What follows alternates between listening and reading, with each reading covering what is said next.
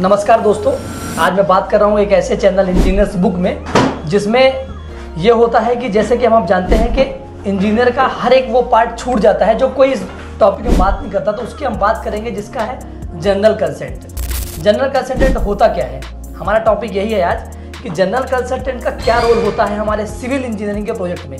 तो हमारे साथ जो आज जुड़ चुके हैं वो एक जनरल कंसल्टेंट और अनुभवी इंजीनियर है जिनका नाम है पुष्पेंद्र यादव जी।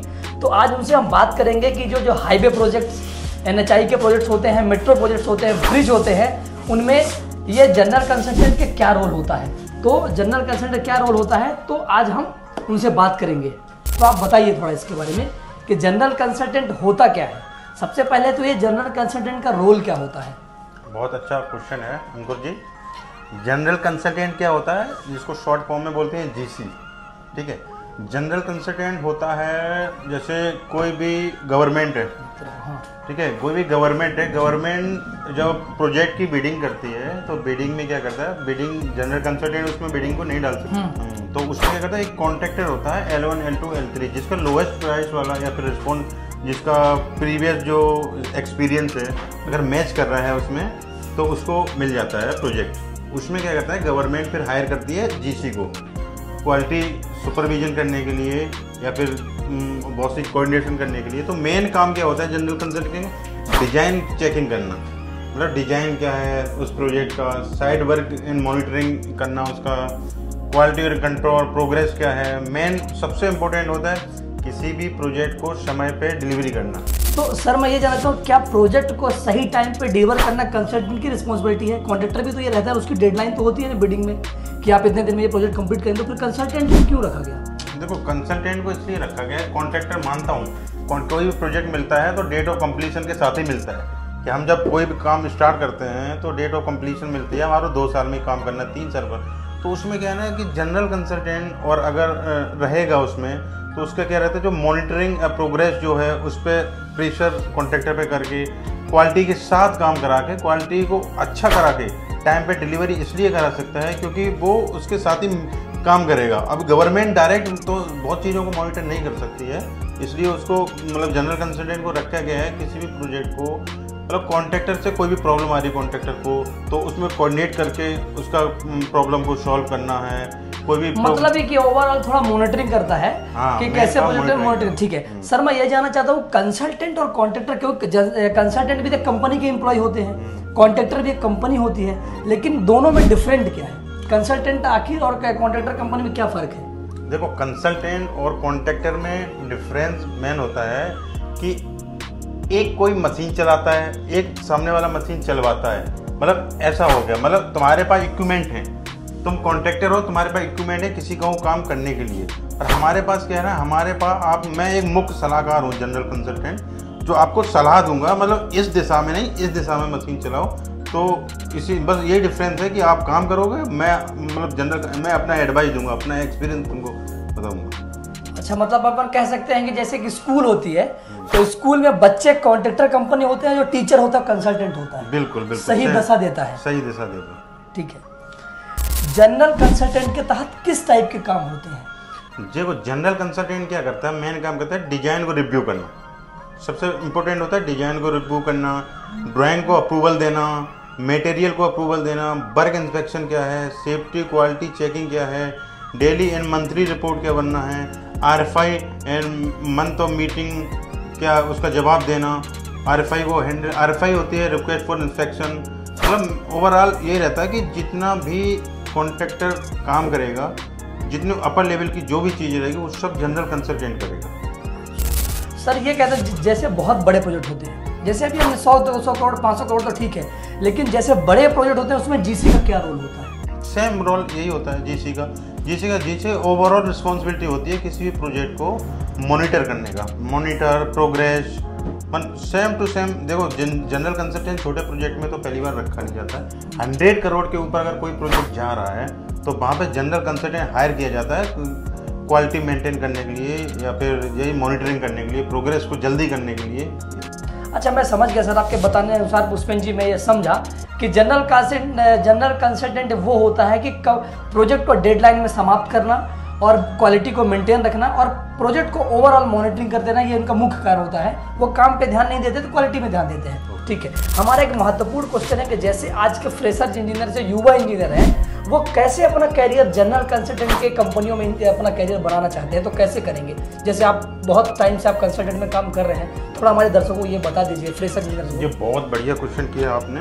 देखो सबसे पहले क्या है, तुम जैसे भी कोई कॉलेज से बच्चा निकल के आता है तो उसके लिए सबसे पहले क्या है, उसको साइड एक्सपीरियंस चाहिए। उसको साइड पे एक्सपीरियंस, मतलब साइड होती क्या है, ठीक है, साइड होती क्या है, पहले 2-3 साल कॉन्ट्रैक्टर कंपनी में काम करो, साइड का एक्सपीरियंस लो।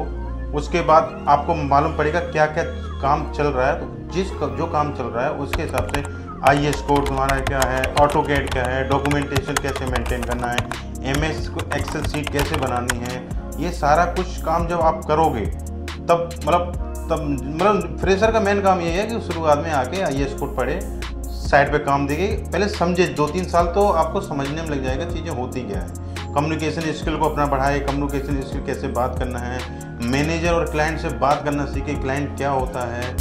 तो आप क्या सलाह देना चाहते हैं, कॉन्ट्रैक्टर कंपनी में काम करना चाहिए कि जनरल कंसल्टेंट में करना चाहिए? देखो मैं तो यही बोलूँगा, देखो शुरुआत में कोई भी देखो बच्चा है अगर कॉलेज से पास होके आता है, पास आउट होके आता है, तो सबसे पहले उसको 3-4 साल, मुझे लग रहा है 5 साल में मिनिमम 5 साल तक कॉन्ट्रैक्टर कंपनी में काम करना चाहिए।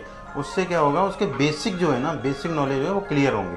बेसिक नॉलेज जैसे शटरिंग क्या होती है, अब जैसे वो डायरेक्ट GC में आ गए जनरल कंसल्टेंट में, और उसको RFI डाला कॉन्ट्रैक्टर ने, चेकिंग करने के लिए उसको बुलाया कि आगे हमारा स्ट्रक्चर चेक करो आगे।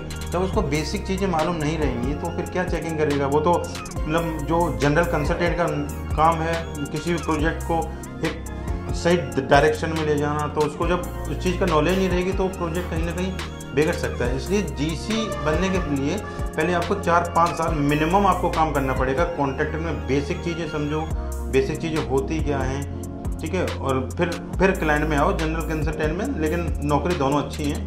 एक सर हाँ, नौकरी सिक्योर कहाँ है सर? कंसल्टेंट में सिक्योर है, कॉन्ट्रैक्टर कंपनी में सिक्योर है? देखो नौकरी तो आज के टाइम पे आप जानते हो इतने सारे प्रोजेक्ट चल रहे हैं इंडिया में, इतने प्रोजेक्ट हैं। अब ग्रीन फील्ड हो गया, अब कहीं भी चले जाओ, मतलब हर स्टेट में जाओ, हर डिस्ट्रिक्ट में जाओ, इस टाइम क्या है बहुत प्रोजेक्ट चल रहे हैं, अच्छे खासे प्रोजेक्ट हैं। आपको सिक्योर, देखो प्राइवेट लाइफ में क्या सिक्योर होता है, कुछ नहीं होता है। अगर आपके पास स्किल्स हैं, आपके पास स्किल्स है तो आपकी जो चीज़ें हैं, आपकी जॉब है, आपकी फैमिली, हर सिक्योर हर चीज़ रहेगी अगर आपके पास स्किल्स है, आपको कोई चीज़ करने की क्षमता है तो। नहीं तो कुछ परमानेंट नहीं है यहाँ पे, आप भी जानते हो। सर मैं देख रहा हूँ बहुत सारी कंपनियों में सैलरी लेट होती है, तो उसमें जनरल कंसल्टेंट क्या रोल निभाता है?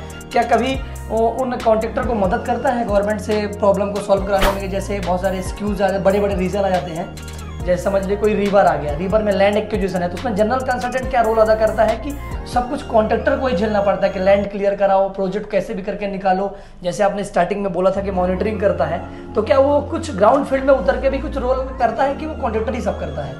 देखिए बहुत अच्छा क्वेश्चन है। अब इसमें क्या है, जब आप कोई भी प्रोजेक्ट की बिडिंग करते हैं, अब उसमें टर्म एंड कंडीशन लिखा रहता है। किसी भी प्रोजेक्ट का बिडिंग किया किसी कॉन्ट्रैक्टर, जैसे आप कॉन्ट्रैक्टर हो, आपने कॉन्ट्रैक्ट लिया हम गवर्नमेंट से, आपने कॉन्ट्रैक्ट, उसमें टर्म एंड कंडीशन लिखा रहता है कि हम आपको जो रोड है, राउंड ऑफ वर्क जो रहता है अपना ROW जिसको बोलते हैं, इसमें काम करना है, किसी लैंड में काम करना है, तो लैंड एग्जीक्यूशन कोई करके देता है कि हम खाली करके देंगे। कुछ चीज़ें होती हैं जो कॉन्ट्रैक्टर के स्कोप में रहती हैं कि आप कोई काम करना, मेरा सपोर्ट रहेगा, मतलब बिलिंग में पैसे, अगर किसी को कोई ज़मीन बीच की जा रही है तो पैसा वहाँ मैं प्रोवाइड कराऊंगा आप, लेकिन आपको क्लियरेंस अभी को कराना है। कई प्रोजेक्ट में रहता है क्लाइंट के पास रहता है क्लाइंट क्लियरेंस, अगर क्लाइंट के पास क्लियरेंस का रहेगा तो वो ऑटोमेटिकली जनरल कंसल्टेंट उसको डील करेगा, क्योंकि हम गवर्नमेंट के बिहाफ पे काम करते हैं। मैं ये जानना चाहता हूँ सर कि जैसे कि बहुत सारे इंजीनियर्स आने से पहले चीज़ों को कहते हैं, तो ये इंजीनियरिंग में अंदर आ जाने के बाद कल्चर क्या होता है? बहुत सारे बोलते हैं कि पॉलिटिक्स रहती है, पॉलिटिक्स का प्रेशर होता है, पब्लिक का बहुत सारे सेफ्टी फैक्टर नहीं होता, तो उसके अंदर कल्चर क्या है? अगर कोई आ ही गया या आना चाहता है तो उसके अंदर कल्चर बताइए, अंदर क्या है जो मार्केट में रिव्यू नहीं हो पा रहा है, कोई बता भी नहीं पा रहा है खुल के, तो आप कल्चर के बारे में क्या कहेंगे? पॉलिटिक्स, प्रेशर, इंजीनियर्स क्यों ऐसा हो पाता है, क्या है, कुछ ऐसा बता पाएंगे क्या? देखो जितने भी, देखो पॉलिटिक्स जिसको लोग बोलते हैं, पॉलिटिक्स कब आती है? पॉलिटिक्स तब आती है तब आपके ऊपर प्रेशर रहता है। काफ़ी लोग होते हैं जो काम नहीं करना चाहते हैं, मतलब कुछ होते हैं, मतलब 100 में से 1-2 लोग ऐसे रहते हैं जो पॉलिटिक्स करते हैं। वो तो हर जगह कॉमन हो गया पॉलिटिक्स करना। तो आप सबसे पहले आप अपने काम पे ध्यान दो। आपको मतलब ही नहीं है कि कौन क्या कर रहा है, बस हाँ आपको जो काम दिया गया, आपको जो मैन पावर दी गई है नीचे, उससे आपसे जो रिसोर्सेज दिया उससे पूरा अपना काम निकलवाओ। पॉलिटिक्स में क्यों पढ़ना है किसी से? टाइम की वैल्यू समझो, टाइम क्या होता है। पॉलिटिक्स करोगे तो उसमें कोई मतलब है नहीं उसमें।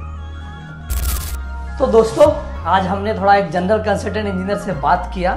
प्रोजेक्ट का असल में वो साइलेंट हीरो होता है, जो कि एक सिविल इंजीनियर के साथ साथ जनरल कंसल्टेंट बनना भी एक शानदार करियर हो सकता है, जैसे हमारे मुस्पिन जी आज हैं। तो इसको इस पॉडकास्ट को यहीं पर समाप्त करते हैं। मिलते हैं नेक्स्ट वीडियो में। Thank you.